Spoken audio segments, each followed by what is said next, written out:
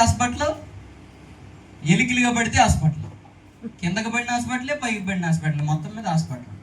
Doctor వీడు ఎదిగేటప్పటికి ఎందుకు వచ్చవుద్దో తెలియదు.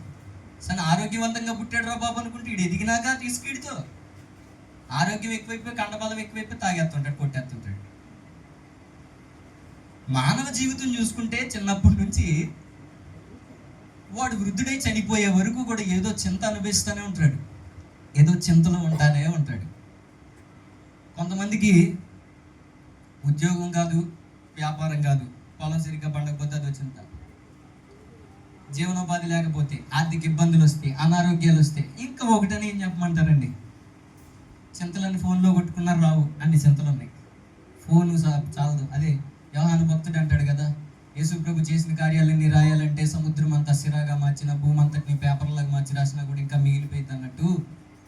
ఈ చింతల పరంపర ఒకళ్ళొకళ్ళు చెప్పుకుంటే ఈ దగ్గర నుంచి మొదలు పెడితే మనం ఉన్న 70-80 మంది 80 రకాల చింతలు చెబుతారు. ఈ సంఘాన్ని వదిలిపెట్టి ఆ పక్క సంఘానికి పోయి అడిగితే వాళ్ళు కూడా కొత్త కొత్త రకాల చింతలు చెబుతారు. మొత్తం మీద ఏదో చింత ఉంటుంది ఇంట్లో.